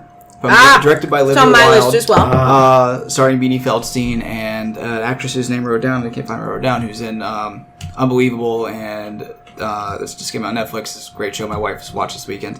But Booksmart is it's in many ways it's a standard Wilde night, but it does things in such a new and different and honest manner that's still incredibly crazy as you expect from a movie like this, but also with really relatable characters that take the aspects of those characters and the other characters they interact with in a different way. Have you guys seen it? No, in I did fact, see it. And Ken, did you watch it? I've already think she said said Sorry, yes. I was going to feed the cat. It's on my list further up. Yep. Okay, yeah. So I keep beating Kim to the punch on certain things. But without spoiling too much of the details behind it, because it's streaming on Hulu, so you can watch it right now if you want. Where the character... It's also on Amazon Prime. Oh, yeah, so it's on... Because it's on my list. Oh, nice. But for the grace of God, I would have had a chance to watch it in time for this show, and I did not. But there's a really smart way of treating the characters that our leads see as the other, who aren't really the other. In the same way that Tina Fey and 30 Rock went to her high school reunion and found out, no, she's the asshole. Which is a great way of exploring those characters in that way, that it's not us versus them, it's not jocks, it's not, unlikable people. It's more of like you separating yourself out, and that's what kind of keeping yourself out. By declaring yourself smarter, declaring yourself separate, you end up doing yourself a disservice. But Billy Lord really kills it. Yeah, that's the next thing I was going to say. Billy Lord fucking knocks it out of the park as Gigi. She was supposed to only, what was it, like One scene, maybe two, maybe a setup scene and a joke later. But yeah, they added more scenes for her because she just exists in this other world. Like, I think, like, she lives in the same way that cats live. Like, she jumps in and out of reality and pops up where you need her to. Living is completely different. She's, yeah. But, Carrie Fisher's daughter, and she nails that there. Almost makes up for the Jingle Jammy rap, the Old Navy video she's in. I haven't seen that. I know it. But Booksmart's hilarious. It's funny. It's really smart because the title even says there. And it's with continual surprises along the way, and every scene is funny. And it really has a lot of heart and love to it too. Yeah, it's further up my list, so I'm going to wait to talk more in detail about it till we get to it. But I concur. All right. Moving on, sevens. 7. My 7 was actually Ready or Not. Ready So, or Not? Nice. I already pretty much said my piece on that. Thought it was great. I thought it was a lovely piece of class warfare. Mm-hmm. And frankly, something I hope we replicate. Play more games. Kill more rich people. Kill more rich people. I mean, Play what? more games and kill more rich people. Can we do both? Fuck it, I'm getting political. Getting political, Bob. You? Never. Me? Never? Never. I think my favorite quote on this whole podcast is when I was like, one of my favorite things about being alive is I was alive to see Ronald Reagan die. Wow. Fuck that guy. May he burn in the non-existent hell. Kim. So we're on number 7, right? We are. My number 7 is one I suspect is on some of your lists. It's a movie that... Okay, this is a funny story. So, my aunt was in town. My aunt and I go see movies together. Was it Double Dong Doug? It was. We prefer to go to and see The pornos Grudge. together. That's what we like to We also see. like to see pornos with our aunt. Right? So, her and I... Yeah, that's why I got one that was already open. Her and I had discussed what movie to go see, and initially she'd want to see Knives Out, and I'd already seen it, so she's like, oh, all right. So the options on the table were Frozen 2 or Parasite. And somehow, and I want to point out that she was the one that suggested. When I mentioned the title, I was like, well, Parasite's playing, thinking she'd be like, no. She was like, oh, I've heard that's good. Let's go see that. So my aunt and I went and saw Parasite, and we leave the movie. I was like, how did you like this? And she goes, I thought it was going to be about immigration. Which is a really long way of saying that my number 7 is Parasite. which is further up my list. I figured it'd be further up some. Well, and again, really the only reason it's not is that And mine. I think it's such an exceptionally done movie. It is so enjoyable. It came down to that ye old emotional response. I had an emotional response to it, but not as extreme as the emotional response I had to a couple others. Fair enough. But it is it's funny. I have to say there's one sequence that starts off the fuzz with the peach Yeah. and the music and every single beat of that and then the hot sauce. Yeah, that's the perfect encapsulation of that movie, how it builds and gets crazier and crazier. And crazier and crazier. On top of another, and then... It's perfection. And then it breaks. I haven't seen it, but I heard it was a wonderful indictment of capitalism. It's another class war. It is. Yes. But it's also really affecting emotionally, surprisingly affecting emotionally. Yeah, it's much higher on my list, but I'll abstain from It's one, and again, this is where ordering of stuff too for me kind of gets a little bit weird because it's I'm not somebody who ever has a favorite movie per se because it's kind of like your favorite movie for a certain mood. Yeah, this is of the moment like this. But what about like your entire mood when you see The Reliant? Oh, that's on one of my lists. That's on my list. Just maybe not the same one. But it's so smart. But I also sort of felt like compared to some of his other work, this was weirdly one of the more grounded in realism. We know the other works being a key pivotal point in the film. It is. Yeah, I would agree. Yes. I know there's other works being Snowpiercer, Mother, not the Jennifer Lawrence Mother. God, I hate that movie more than almost anything on this planet. And The Hosts. The Host, yeah, amongst other things. That's the main ones to note. And Snowpiercer was one that I found so delightfully weird and that's one of my top movies of that particular year. I just another wonderful class war case. Yes. Yeah. And I think I like the batshit world of that. I like the little bit of like fantastical that exists in a lot of his work. But yeah, it was so smart and so tight and funny. Yes. Really funny. Even at moments where you're like, this shouldn't be funny. But it's funny. And just these little subtle things. And I also feel like when you have the kind of have and have nots, that a lot of us are like, yeah, I could kind of see how you get to that point too. Without trying to spoil too much, because it really is a movie you should go into as cold as possible. As cold as possible. I will say on that note, trying to stay as vague, is like the rich in there aren't villainous. No. They're more ignorant. That's a good way to put it. Where it would be really easy to say with something like Red or Not, where the rich are straight up villains. Oh, yeah, they're just evil. This is more like, and they even talk about in the movie of why they're the way that they are. Mm-hmm. But yeah, that's a movie that talk about layers, like, and not even just like in the layers of the stuff it says. It's built into the movie of like one thing getting to the next thing and how I love the way it fell together and how everyone interacted with that and like the really deliciously clever ways that everything moved through from one scene to the next, where it gets wild, it gets weird, but never feels like a leap to the next thing. Even like in that climax where everything's just going nuts without going to what it is. Both the climaxes where everything's going insane. That it doesn't feel unnatural. So I'll leave most of my thoughts for Parasite until a little later, but we covered a lot of them there. Tony. We're at number 7, correct? Yes. My number 7 film, I discovered actually just last week, It is a French film called J'ai perdu mon cœur. Yeah, get your French shit out here, Tony. AKA I Lost My Body. I've heard of this. Yes. Yeah. This is a French animated feature directed by a gentleman named Jérémy Clapin. And it is weird as shit, but it is incredibly poetic and incredibly beautiful. It's a very affecting romance with a very weird fantasy/horror movie conceit, which is that at the beginning of the film, a disembodied hand, a severed hand, comes to life and is trying to find its original owner. This is interspersed with a separate narrative involving a young pizza delivery boy who undergoes a romance with a young woman in a building to whom he's been delivering pizza. And it's full of incredibly ingenious visuals. It makes a disembodied hand into a very affecting character going through an intense kind of survival/odyssey scenario.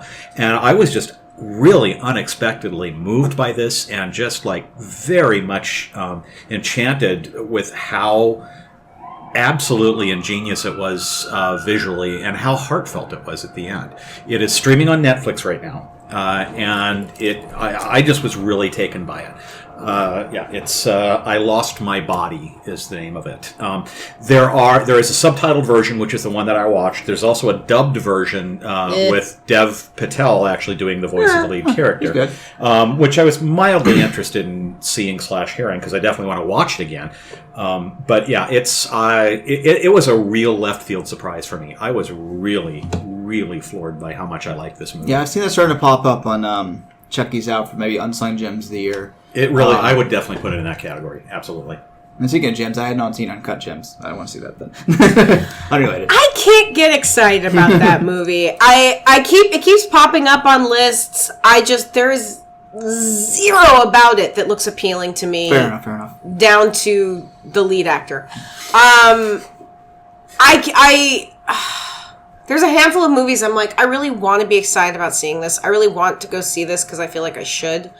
But also, I really don't want to see this. So, there you go. Leave it at that. Yeah. Moving on to my number 7 is The Farewell. Oh, that's higher up on my list. We'll note that there. And this really dramatic comedy. It's definitely a comedy with a lot of drama and heart to it. I keep talking about heart in these movies because they were. This movie is full of heart. In a command performance like Awkwafina, if you're one of those people who dismisses her because she's done a couple dumb comedies and some really broad comedy, like say in much as I love Crazy Rich Asians, her particular role was very, very broad. She tends to gear towards the more broad characters a lot. But in here, she really pulls it together for a really dramatic base to it. Where if you don't know the plot of this, she goes home to China to visit her grandma. Her whole family's gone back there because her grandma's been given a diagnosis of stage 4 cancer. But they're not telling her. So they're all going back for essentially a goodbye, a farewell, once you know from the title, but making it seem like her cousin's wedding. And everything that comes from that of throwing a wedding together at the last second to someone who's unaware of why everyone's really there with the grandma's so sweet and so nice. And this family connection. You see all the history in every scene from everybody without explicitly telling us that so much is sold through their looks and through little off lines, and they feel like a real family, and the writing is so solid that they could just drop cameras in someone's house as this happens, and it feels that. My number 6 honestly was Us. And I really kind of said my piece on that. Okay. I mean, but again, who doesn't love an army of people dressed in red rising up against the bourgeois and overthrowing them, maybe with some guillotines? 1917. Continue. Number 6, correct? Number 6. My number 6 is Knives Out. Knives Out. You know, that's something I haven't fucking seen, but everybody says I know, me neither, and I could kill myself. I mean, if no other reason than for Chris Evans in that sweater. Whew. The cast is perfect. You have just these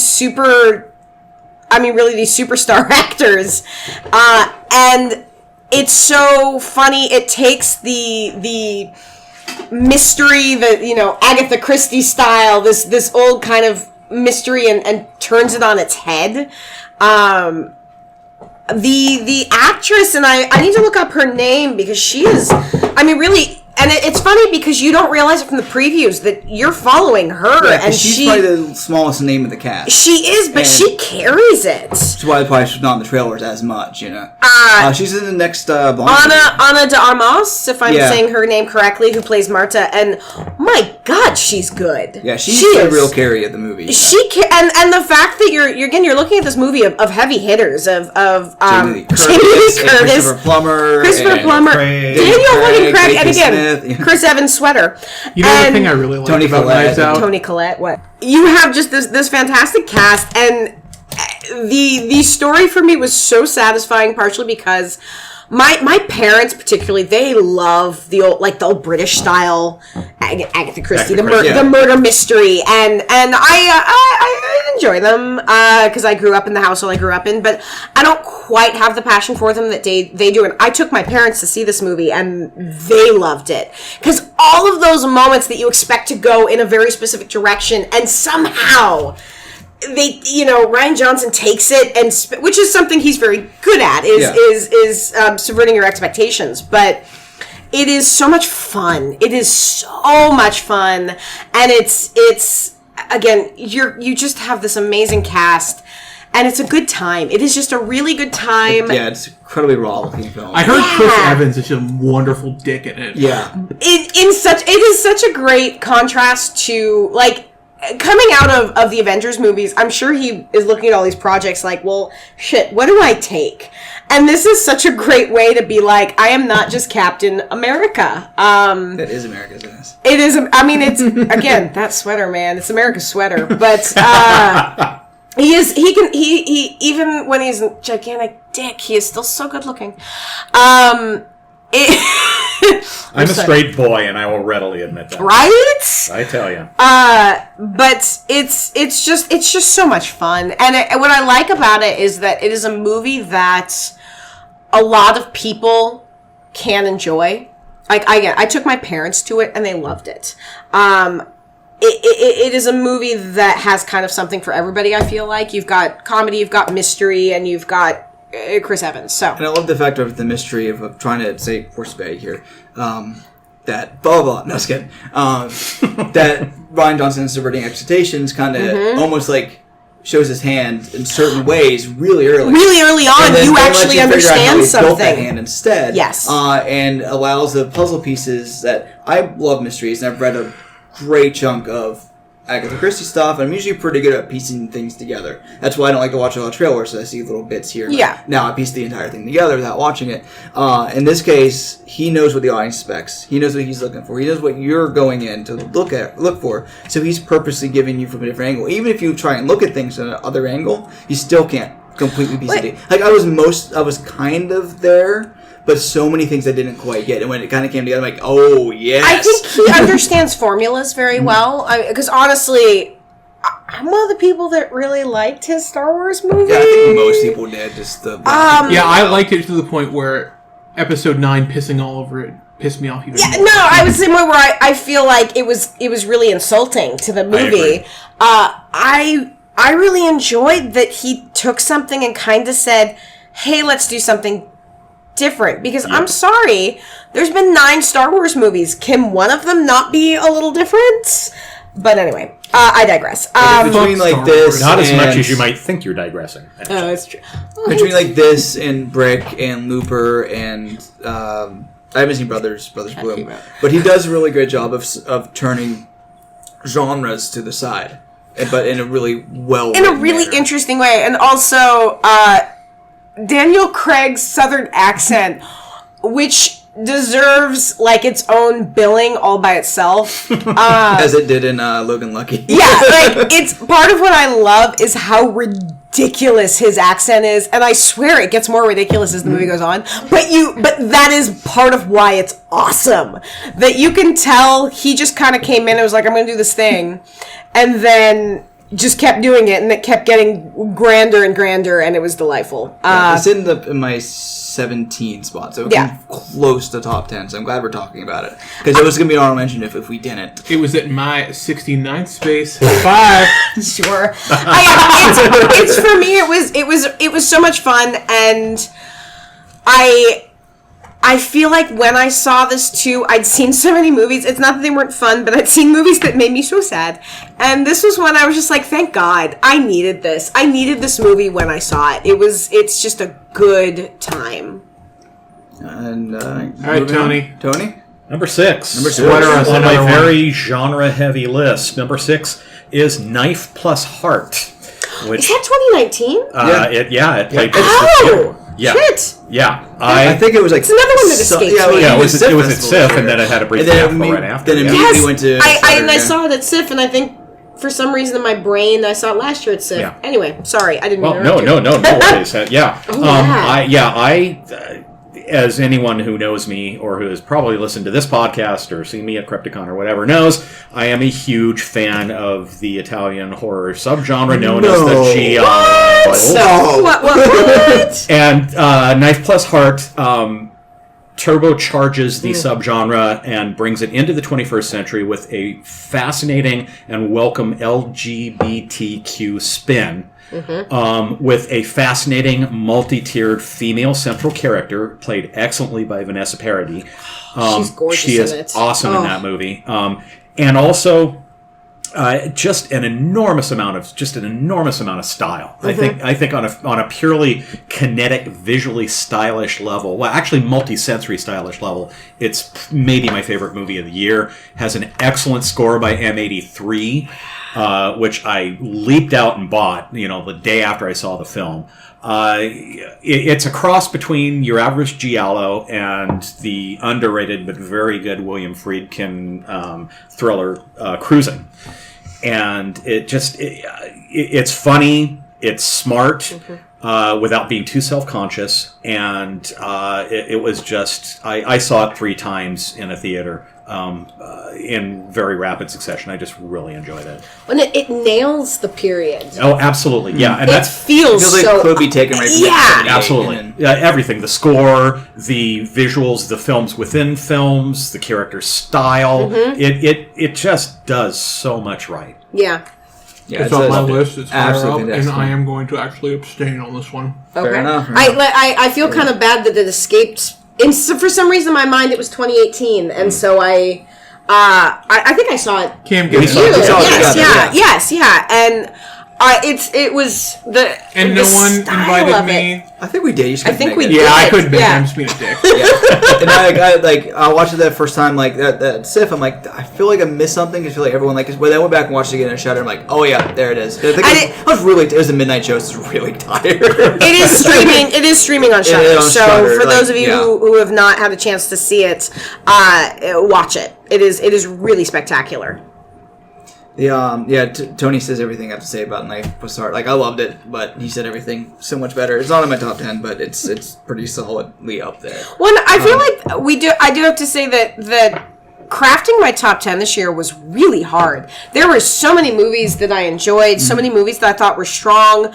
My list of honorable mentions was so long, I had to really take a knife to it just because I want to throw out a bunch of yes. Well, I wanted to throw out a bunch of titles because I feel like there's so much I saw this year that I loved or at least really enjoyed, and that is Complete fucking opposite for me. I had 11 movies that I thought was worthy of talking about. I have one honorable mention. I have so many movies I still like that I'm genuinely sad I won't get to talk more in depth about.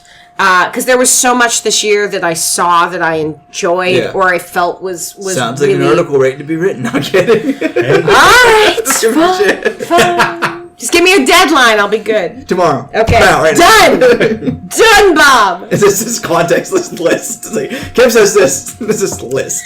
I can write articles, I like deadlines because then they happen. Good point. Yes. Right. Anyway.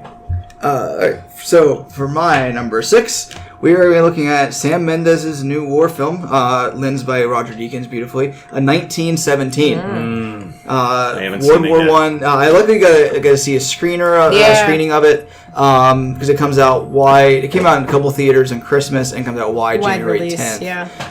It was so amazing to see it early, which is great. They did a resurgence of World War One stuff because it's the 100-year anniversary of that. Which is also why we had, of the end of war, which is why we had. What was it like back then, Kim? It was a dark time. It was a cold time. Actually, I'm the one you should be hitting with that particular running gag. Tony, I'm the elderly one here. I do apologize, Tony, but you are the most youthful one. That's true. But, You're a deer and a jewel coat. yeah, it is the Your check is 100th in the mail. anniversary since then. Why we had this inaugural last year, which we talked about that, and then but also like 50 years since Manson. We'll have some Manson things. It's a different subject.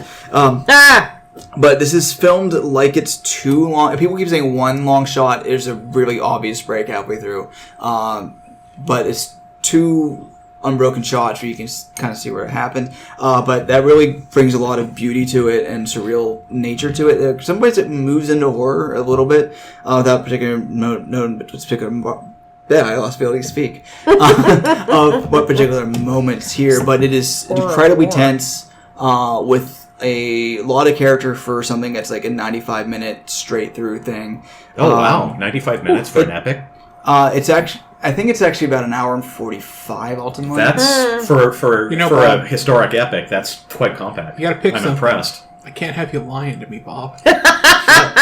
All about the running time. It's either 95 minutes I don't know. or it's an hour 45, but it can't be both. Maybe it can be. Take off the credits. But it's so incredibly beautiful and so well done. Whereas Roger Deakins, as a cinematographer, so Oh, that good tells you a lord. lot You there. can't. Yeah, that man is an artist, period. Like, I didn't know it was him while watching, but I was watching, like, this is gorgeous. And then at the end, like, oh, yeah, there we are. And then George McKay as one of the soldiers you saw him in 11/22. George Takei's in this? Different. George McKay. From 11/22/63 and Marrowbone. Warp Factor He's 1. Saw Yeah. really big. The actor's going to be big. And then the kid who plays Tommen from Game of Thrones is in there too. He's As the other mustard gas. main. Oh my. No, that much of that's going to get in your voice and make you like Claude Rains. That's why he has such a great voice. He breathes mustard gas. Random fact about Claude Rains. But yeah, 1917 Hey, is don't speak ill of Claude just Rains. a- Ever, I love ever. Claude Rains. gorgeous, edgier seat. Family. Really getting into the horrors and the nastiness of World War One without being too like what exactly is happening, because you kind of featuring these two guys plugged out of everything. So when it comes out wide, I highly recommend you go check that out. I will say I am glad that there are. I'm not one that's huge for war movies, partially because I was forced to watch every single war movie that came out in the 1940s and 50s and 60s when I was a child. I'm looking forward to that Midway one. Wait for me. It already came out. And It already came out? It's Fuck. out and it's done. It came out in November, dude. Yeah, it's been in and So out. you didn't wait for it. It didn't wait for you. Didn't wait for me. Shit. I'm glad that we're seeing some more World War One ones. Yeah. I still can't say that war movies in general are the thing I rush out and go see personally, again, because I was forced to watch all of them as a child.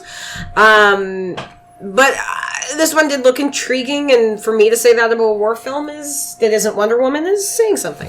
Yeah, if you're because the my thing with favorite World War World War One I movies movie. is that you're approaching things from a different point. Like Yeah. World War Two movies have been played out in the same way, Have in the they? same way, in the same way. They're always almost the same. Yes, they are. I mean, 'cause it- World War One movies have been different, and it's also different war, Well, different way people. I- talk. Well, I don't think Yeah. there's been as many, really. Yeah, and no, I think no, you can play All with. Quiet on the Western Front is like the most significant. Oh, And that my is God, like- yes, yes. and I think absolutely with World War One, it surreal allows you horror to films, play too. with it a little bit Too. more too, because the Nazis were the bad guys in that scenario. Yeah. Like, easily. There's, I mean, like you could play with the Central Powers.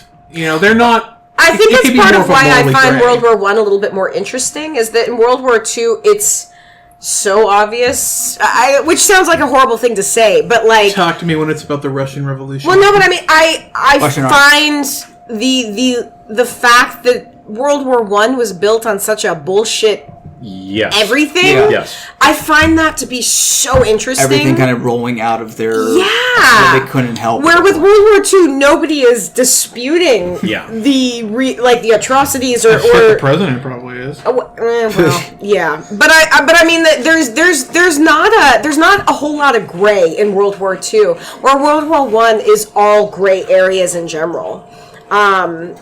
And I find that dramatically more interesting. Maybe it's a theater nerd in me that's like there's No, I something. think that there's something. It is more play-like. Well, Yeah. there's more complexity to it because Yes. it's such an ambiguous scenario. I still to this day, if you ask somebody how World War II started, everyone knows. Oh, yeah. If somebody asks how World War I started, it's not as easy. You know, it's like You pass a lot of notes to Ask risk. a teenager that too, and it gets even God. better. Quentin Tarantino needs to make a movie No, he that's doesn't. historically No, he anachronistic. doesn't. And, He doesn't. He never does. He doesn't need to ever do that ever. He doesn't need to do anything. He needs to go away. But yes, 1917. Tarantino presents. I should Little have Women. more wine.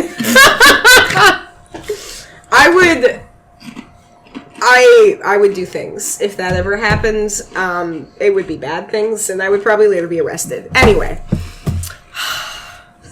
that's Yes. not good. I have other wine. Moving over to number 5. Mine's Midsummer. Midsummer, all right. Ah, What can I say that I've already haven't said? Great movie, visually stunning. Ari Aster does a good job of, you know where it's going. He still takes you on a great ride. Great grief piece, almost an opposite grief piece, like a joyous grief almost. Well, there's a certain Florence amount of Pugh's catharsis great. at the end. There's a huge amount of catharsis at the end. yeah. And finding out that all of the sacrifices were alive. I think we've seen, so I'm not going to edit that spoiler out. Like That one we're spoiler. not going to edit. For those of and for those of you who, because Bob has now edited all this out, might be wondering, Bob earlier spoiled something, and he then went and edited it out because I may have given him a little bit of shit about For it. good reason. And Cody might not ever let Bob live that down. No, because Bob is such a prima donna about spoilers. I say this with love, but any further reference throughout the podcast of us giving Bob crap because he spoiled something, that is what we were referencing. He spoiled something, and then he's thankfully edited it out. Because it was a mistake. It was a mistake, and yes. you admitted it, and we will one day let you move on, One day. but not today. Another thing that we kind of haven't really addressed about Midsummer that I think is worth mentioning is I think that its portrayal of the boyfriend is very interesting because I think that it is fairly obvious this guy is a total dickhead, but you don't get clubbed over the head with it. And so the fact that the movie develops the way it develops is there's a little bit more nuance to it than you would normally think. If that character was sketched out more broadly, I think arguably the movie would not have worked as well. And I think part of why the movie works so well is because the characterizations in it, at least amongst most of the centrals, are very strong. Well, and what's interesting too is that in an interview, or it may have been he was at one of the screenings and gave an interview afterwards, the actor who played the boyfriend does not believe his character is awful. He doesn't think his character is super good. Yeah, that doesn't exactly endear him. But I think it's actually really appropriate. But and it works. The thing is, even if he's oblivious to that, Yeah. that works for the movie. because the character's oblivious to it. Because the character, I'm going to talk more about my thoughts on Midsummer when I get to my list, but the character, because he's not maliciously bad. He's not somebody. He's a bad boyfriend, and he's a dick. He's a lawful evil. Yeah. He genuinely believes that he's a good guy. He's not doing anything to genuinely be a dick. No. He just is. He just exists in a level of dickness that a lot of guys do. Yep. Anyway. But I'm going to talk more about Midsummer when I Number get 5. there. My number 5 is Booksmart. Nice. I mean, kind of building off of what's already been said about it. It's so much fun. It's funny, and it's the kind of raunchy funny for ladies that I really appreciate. I will say this, and spoilers ahead. Not a big spoiler, but in the middle of the movie, yes, when they're playing the porn and it Oh, somehow yes. goes to, that's fucking hilarious. it's hysterical, and I've never It could been be crass, but it works. but crass in a way that Superbad. Yeah. I don't get it. I do not get the appeal. I just don't. I tried real hard, and a lot of those movies, and I hate coming down to something being funny or not funny to a certain gender, because I think that that's dumb. But I will say there have been a lot of movies that have played in a similar vein that are very much more directed towards, I think, a male audience, and I really appreciated a movie that was female driven, female directed, female written. Like, I'm sorry, girls are dirty. We are so damn dirty. The women I know are so much dirtier than most of the men I know. We just tend to talk about it in very different circles. And so I kind of appreciate the chance to see this gleeful debauchery a little bit. And Billy Lord, my God. All this movie needed was a grapefruit in your man joke.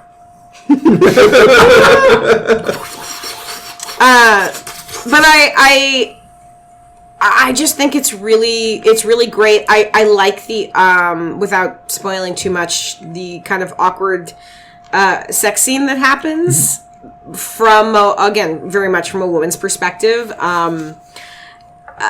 It's fantastic, and if you have not seen it yet, you should watch it. Tony, number 5. Number 5. My number 5 was my favorite audience-pleasing crowd blockbuster of the year, and that was Avengers Endgame. Yes! Which we've talked about at length on our Marvel podcast. But I just want to reiterate, it's just one of those movies, it's one of those rare blockbusters that just, for me at least, hits all of the right spots.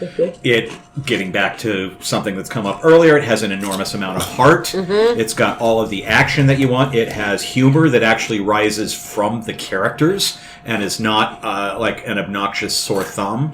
And I just was thoroughly entertained. And I also thought it had the most wonderful, sweet, poignant quiet closing scene of a blockbuster Marvel superhero movie ever. Loved it. OTP of that series. Oh, see, Captain Bucky or mine. That's for everybody. Or Captain Sam. Or Captain everybody. We all love Cap. Yeah, it's just great. I'm glad it's on yours. It was, at one point in time, it was on mine, and then actually just this week, I've seen a couple movies that kind of bumped it off, so it became part of my honorable mentions. Yeah. I very heavily love the Marvel movies, which may not be a popular thing to say, but honestly, I'm with you. Superhero movies were never a huge thing for me until the MCU, and I thought Endgame just it had this really nice blend of, you had, well, and I think for Robert Downey Jr., who started the MCU, it was really kind of a love song for him. It gave him some wonderful acting opportunities. The Tony Stark arc, reactor was, I think, a very from the very first Iron Man movie to now, there's been a lot, and this was a really satisfying conclusion to his story specifically. Without. I mean, I kind of feel like anyone we're speaking to at home has seen this. If not, pause it, we'll watch Disney Plus and come back. Yeah, I mean, I'll say again, talking about movies, I cried. I went and saw this inadvertently in theaters 3 times. I saw it with my fellow City of Geekers. I went and saw it for a friend's birthday, and then I took my parents to see this. And I cried at those last moments with Tony every time. And one of the things that I'm just glad Robert Downey Jr. is actually still alive. Oh, yes. They didn't kill him to make the movie. I really enjoyed the fact that his last moments with Pepper, too, I liked that it wasn't her being like, don't go. It was poor little Peter Parker doing that. But she was just like, we're going to be okay. You can rest. It's okay. And I liked that for a lot of reasons. It was, I had a little bit of beef with how Black Widow was treated, but I will agree with that. Yeah, I think that's unfortunate to do too. Again, your only female Avenger. Yeah. And one of your few female characters. I'm sorry, MCU, you do have a woman problem. Witch, also female. It's been mistreated, though. But her writing has been underwhelmed. This comes from my wife, who's a huge I think they're going to fix that in the new Doctor Strange. Yeah, we'll find it. I very much hope so. Like, let's fix her broken middle issues. Let's really hope it's not where it goes. But that gets crossed. But it really is...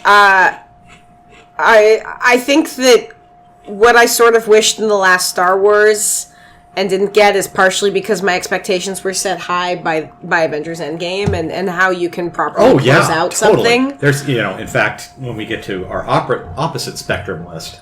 Yes. Gauntlet. When it comes to Avengers, like talk about like of all those moments that we talk about on the podcast, or we've talked about in general since then, they're all earned after 22. Yes. Of course, 22 movies of build up, but it's well earned build up. It's this really goodwill coming in. I still say Cap with the Hammer is moment of the year. Yes. Like I got literal goosebumps. And I watched it twice that night with you guys, and I watched it a couple times since, and I worked in the movie theater, so I got to see the scene again and again and again. Every single time, just like, because it's that affecting, and then the whole Avengers Assemble scene after that. Mm-hmm. Something like that, when everyone's running down the battlefield, every person, not everyone, but a good chunk of the people we've met in the Marvel Cinematic Universe at this point. Even Howard the Duck is there, for fuck's sake. The Horace Giant goddamn gun.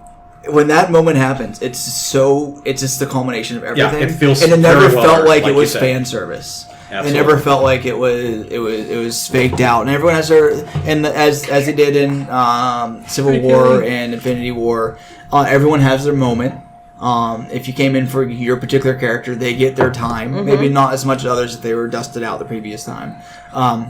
But yeah, it's an incredibly earned movie. This movie also Excuse was in me. my top 10 for a while, then moved itself down. It's like number 17 Whiplash now. did not get any time. Whiplash My is character dead. did not get. Whiplash. He was Mickey Mickey Rourke. Rourke. I'm Oh my god! And Iron Man 2. We don't talk about Iron Man 2. We don't talk about Iron Man 2. Bob 5. Huh? Yes, but I'm going to say I'm glad Tony brought it up because it was also one of the movies that didn't quite make my top 10, but did very well. My number 5 is Midsommar, which we of course talked the hell out about. I will say, I'll just add the other thing I'll add to it because we talked about nearly everything I had to say about it. Is that just I mentioned briefly about how like everything happens in the daytime. Some stuff happens at night, but how that movie has a strong feeling of disturbance throughout it because like little things you don't notice when you're watching it, but then you realize when you see videos about it or talking about like the faces that are hidden in the crowd, the faces that are hidden in the nature, the way that the background is slightly shifting a lot. Yep. Is kind of, it's something you don't really quite notice. Maybe like, oh, there's this, but if you're focusing on a major point, you don't realize that everything else is a little bit off kilter, and that kind of makes you have that weird feeling. In the same way that Irreversible had that earthquake resonance in the first act of that. It makes something's not quite right, Uncanny Valley maybe type thing. Not quite the same, but the same idea. I did catch one of the faces when we watched it in the theater, and then I've seen videos of where the other faces show up later. I tried to show it to my wife, and I was like, no! It'll keep me out because it's something you don't realize, and once you see it, you can't unsee it. So I think I did a great job. And my other final note on that is, she doesn't listen to this, but so my sister Deanna is marrying a Swedish guy on Midsummer next year. Ooh! She was at Midsummer this year, and it was weird seeing her same crown of flowers, same places, the same figures in the background, and like the same like sigils and everything. There's like it's like, Deanna, are they gonna sacrifice? She's like, no, I've seen the movie. They're not gonna sacrifice me. It's like, are they gonna sacrifice your friends? I'm not coming to your I want to wedding. marry a Swedish person just so there's somebody gets sacrificed. Her fiance is great. Like he's and his daughter is great. We met them in New York, but that's a whole different thing. But no, it's like Deanna, are you gonna get sacrificed? Or but yeah, but Midsummer, it's like I'm glad that it showed up in like all of our lists. I think we We haven't gotten to it in Yeah, we mine haven't still, gotten to it, but so it is more on to my talk list. We're still more to talk about. Cody, moving on, number 4. Number 4. Well, we're moving through this pretty quickly, actually. By our We haven't standards, said our yes. our worst 5 yet either. True. When are we doing those? Yeah, verse 5. Before number 3, I think. Okay. Cody. One Cut of the Dead. Ooh. I really like that one. Oh, you know what? That's been on my list to watch, and I haven't had a meant chance to see it Yeah, either. I meant to watch it before because I thought it might make my top 10, but I didn't have time. That one came close to top 10 and putting its way. I've back heard down. nothing but fantastic But, things about it. Go ahead, tell us about One Cut and why it worked for you. I thought it really worked as a comedy, and I thought it really worked as when they do. It's super fucking meta. It starts out like there's like three parts of the movie. Yeah, Face Strong X. and each of them are completely different. To see the initial movie that's made, how it gets made, and then the actual shooting of the movie from behind the scenes works so well. It's got fun, it's funny, it's got heart, it's got some good gore and other effects. I thought it was just really, it's really fucking fun. And, you know, it's one of those ones where... I say the first act is one unbroken take, 42 whole minutes. Oh, wow. 42 consecutive minutes. That's fantastic. And it's kind of a basic zombie movie in one location with Yeah, a couple yeah. characters, but it works pretty well. And then I didn't know where it was going to go from there. Of course, we just went into the making of it afterwards. But yeah, that's. But I thought seeing the it happen actual- from the Alta point of view was so amazing. You with us? Yeah, I'm with you. Sorry, I'm texting them about World War Yeah, so like that is great. I mean, I especially really liked the heart behind the actual like director in it, and I thought that it was very just it's just a fun movie, and I had a great time. I went and saw it with my friend Nicole. We went and saw it one night, and I only saw it because she had an extra ticket. I'm like, yeah, okay, I like a zombie movie, All right.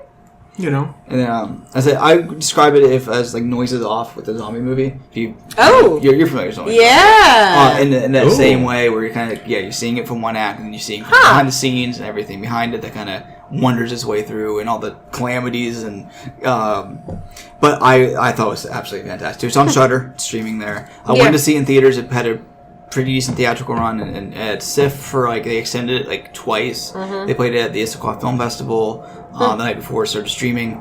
But I didn't get a chance to see it theatrically. But it would have been great to see it with an audience. It was fun to watch at home, but seeing it with an audience and the reactions of each Yeah, would have been the great. audience was really good. Yeah, so One Cut is also not in my top 10, but it's up there. So it's good to see us talking about it because that's definitely one of my honorable mentions. Kim, My number 4 is Dr. Sleep. Dr. Sleep, nice. I really enjoyed this movie. I think part of my enjoyment also just stemmed from the fact that I was real skeptical that you could translate this book to screen. So you've read the book? Yes. Reliant. Wait, what? That was very like Tourette's. Again, that's on the list, but it's not this list. Bob and I recently, before Dr. Sleep came out, about maybe a month before or so, went and saw in theaters The Shining. And I'd seen The Shining again. The Shining. A handful of times. And what struck me about watching on the big screen is that for the first time I could see why Stephen King hated it. And it had never clicked with me before, but watching it on the big screen, the lack of development of Jack's character. I mean, he starts as a shit human being and remains a shit human being, and I could understand where the novel for Stephen King was such a personal one, that to have that lack of struggle. Yeah, of inbuilt empathy for that character. Yeah, like you don't like him. He's an awful person. He's ready to act his family from the opening. Yeah, from like, if he'd gone home after learning he got the job and just offed his family, I would have been like, yeah, that makes sense. Where the novel is so much about the struggle, and you see the struggle, and that the good trying to shine through at the moments where it needs to. So it really, really clicked for me why Stephen King hated it. It is it's gorgeous. The cinematography, the way some of those shots are set As up. an exercise in style, it is second to none. It's second to none. It exudes, just like the Midsummer exudes uncomfortableness. Yeah, but it's cold. It's very cold. Which is a Kubrickian thing anyway. Yeah, but watching on the big screen, it made me really see it in a way I'd never noticed it before watching on my television. I gotta say, the treatment of the African American character was unfortunate, particularly because in the novel, he's not offed within 20 seconds of bursting onto the scene, but the Dr. Sleep was visually so satisfying. And I think it really bridged the book and then Kubrick's movie. It found a way to be respectful to both. Exactly. And respectful then to King's novel. In a way that I was really doubtful was going to be possible. The performances were exceptional, particularly, and I looked her name up because of how Rebecca Ferguson, who plays Rose the Hat, and my fucking God, she owns that movie. It really is as good as everyone is, and everyone is absolutely spectacular. But it is her movie. She is mesmerizing on screen. And every moment, and her physicality, and her voice, and her intensity are just beautiful to watch. And I honestly, if I had a criticism, it's that I wanted to spend more time with her and her group, because they created such a compelling and interesting version of them that all the Crow and all of them, I wanted to spend more time there. I would have happily watched a whole movie that was them, because more time with Lurch. I can't remember the actor's name right now, but yeah, but because they were extremely interesting. And even though you're not supposed to root for them, and the scene specifically, spoilers. Specifically, where they are, these are light spoilers, where they are dispatching of a character, and it is which I really appreciate that children, and it had an impact. That was a heartbreaking scene. It was an absolutely heartbreaking scene, but I was so thankful they didn't shy away from doing that. I was kind of concerned when they are they going to cut this? But no, Mike Branagh is not going to cut it. He showed it. He showed it in detail and in heartbreaking detail, but I think it was a stronger film because of it, because it also really. Because Rose the Hat and her band of characters are so charismatic and are so intensely interesting, you needed that. Because you needed to see what they were doing.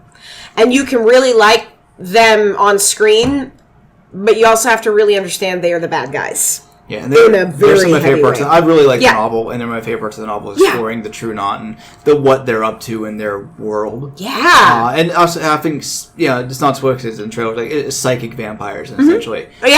Is in a different way of approaching the shine, and people feed from it instead of, like, using it in a different way. It's a different approach. I thought it was fantastic. Eat well, live long. Yeah.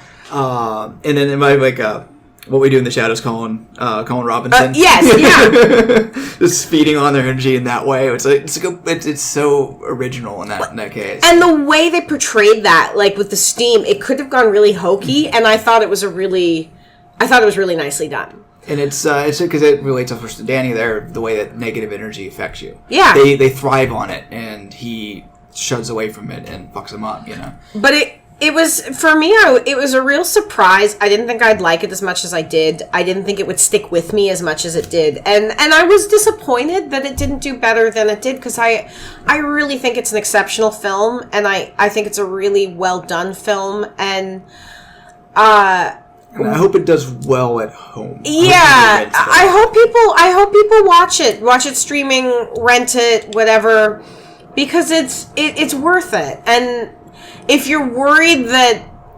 either you're worried that you don't know The Shining enough, or you haven't seen or you haven't read Dr. Sleep and it won't be accessible, it very much is. So I wouldn't get hung up on that. It is very much worth a watch.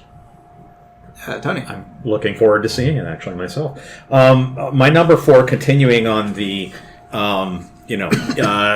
interesting sophomore efforts from filmmakers whose first piece of work really impressed me. Robert Eggers' The Lighthouse is my number 4 Higher up choice. mine. Haven't seen it. I Wanted to. have not seen a film like this, maybe ever.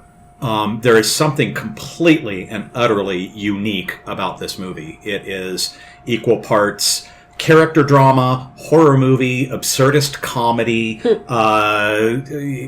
neo-surrealism, Lovecraftian stuff. It really is. It's one of those movies that I can completely see why it alienated a significant portion of humanity, which, I tend to gravitate towards things like that. Anyway, it's anchored by 2 very good performances. I think Willem Dafoe has a monologue towards the end of the film that is absolutely one for the ages, and I think Robert Pattinson. One of the things that I think is crucial if you're watching a period film, and The Lighthouse is set at the turn of the 20th century, is that the actors who are in it need to feel like they are of the time. Yes. And hello, Brad Pitt, Troy. No. But Willem Dafoe in The Lighthouse? Yes. And Pattinson with that handlebar mustache and just the angles of his face. It's a wonderful exploration of a descent into madness, and it also has one of the eeriest closing shots of any movie that I've seen in the last 5 years. And it's very open-ended, but at the same time, incredibly creepy. It is not for everyone. It is beyond slow burn. It is almost no burn, slow burn, but I was riveted from moment one, and it's one of those movies, and these are my favorite kinds of films, that just plops you into the middle of its own pocket universe, and if you just go with it, it takes you to places that you've never been before. I just was absolutely captivated. It's like, one of the first noise you get out of anyone in the movie is Willem Dafoe farting. Yes. Because I still haven't seen it, but I do remember reading that there are some significant fart jokes, Oh, yes. which I appreciate. Yeah, it is an homage. It is homage to flatulence that actually is very affecting in many other ways. All right. Besides the flatulence. Yeah, it's later up my list, so I'll remove most of my thoughts until then. So All I'm going right. to table my end of thoughts on... Are you guys seen the... You said you haven't seen it. Have you seen I haven't seen it yet, no. I spent that time getting laid. I would like for the people at home who maybe can't hear this right now that Cody's wife, who was here with us, just laughed when he said that. I feel important that they know that. My number 4 is... the worst. Yeah, is a movie that I don't think anyone else here has seen, because I don't think anybody saw it, is Freaks. Starring Emile Hirsch and Bruce Dern. Okay, not the one I was thinking. Not Todd Browning from 1930-something. Damn! Somehow 70 years late watching this, 80 years late. I was like, I don't think that was 2019, Bob. No. Actually, Bob, spoiler But alert. we're not doing top 10 for 1933. I know that you like to Shit. spoil things, But Freaks is a movie I won't spoil because it is so astounding in the way that the story develops. Because you're given, there's very little direct exposition. You're plopped into Lighthouse. You're plopped into this world through the eyes of an 8-year-old girl, and you're seeing everything through her point of view at first. So you're trying to figure out but you're watching. You're starting to get the information, and you're wondering what she's being told from her dad, Emile Hirsch, is true and what's not. And so she sees ultimate information, but the details of this world are dropped on you. From a line, from an offshoot, from a little bit here, it's like, wait, what if this is this and this is this, and it never directly spoon feeds you where it's going to go. And I spent the first act like, where is this? And then like, what is the truth in this situation? And as you start finding more, you still start questioning what this is. It's not all about that, because it's about the interaction between her and her dad and Bruce Dern and the way this entire world is. Without spoiling where everything goes in this case. But it kind of came and went away with and like almost like a wet fart. Its marketing was non-existent. It didn't get much marketing. It came out in the middle of August, so it kind of just like came out and fizzled. Now it's out on DVD, and I want to buy this and watch it a couple more times. It's on Amazon Prime too. Okay, it was like high up on my list. I didn't have time to watch it. And I actually think you would really like this. Oh, I'm sure. And when you told me about it after you'd initially seen it, I was like, wow. Yeah, it's like my friend Wyatt, who was at the Don't Look Now screening with it, Don't Let Go screening with us. Don't let go, Bob. Don't forget about that movie. He little bit recommended it to different. me because he saw it right before I did. He said it was his favorite movie of the year at that point, and I trust him explicitly. So I went to see it based on his recommendation, and then I fell in love with it because of how well it treats a interesting, different story, but without hand-holding and letting the audience figure things out. The set design's great, the production design's wonderful, and watching it unfold was an absolute treat. So apparently it's on Amazon Prime, according to Tony, so I recommend that. Is it worst time? Huh? Is it worst time? Oh, Cody is so should we, excited. He's all right. so excited. At this point, I'm going to note that we have been doing this for about 2 hours to cut some out here. So this will be the ending, the part 1 of the podcast. So we'll put us in 2 parts, so we're not spending 5 hours with you. So tune in a couple of days as we get into the worst and the best of the year from us. Cody is waiting, so I think we'll wait and record next week. No, I'm kidding. Brother, why you fuck me like this? Of course, if you the middle one. Okay. It's this 2018, but it's really not. She showed me freaks on that. I'm making a list of things I haven't seen that I want to on my letterbox. Okay, enough with the chit chat. You know what? Fuck you, Cody. Thank you. Join I us was again waiting in for a one couple of of those. days for the share there. Please share us currently as they are, and come back a couple of days for the last half. Subscribe to City Geek Podcast. And I'm going to steal something that I should have mentioned earlier in the episode. Steal something from Eric Morgard of Strange Eons. If you give us a good review or share us with a positive remark and give me a title, I will watch that movie. So you could throw anything at me. I know Tony did that for Strange Your Eons, Killer yes. for Strange Eons. I have watched. Which we had a great time with, by the Yes, way. but we'll see you in a couple days, and we'll finish recording this Wait, in a Bob. couple Wait, minutes. wait, Bob. What? I have liked, and I've found this podcast because I'm a part of it. So now you have to watch the Grinch porn. A real movie, sir. But anyway, like, comment, and subscribe, and we'll see you next time, and with our worst and final best of the year. All right, everybody.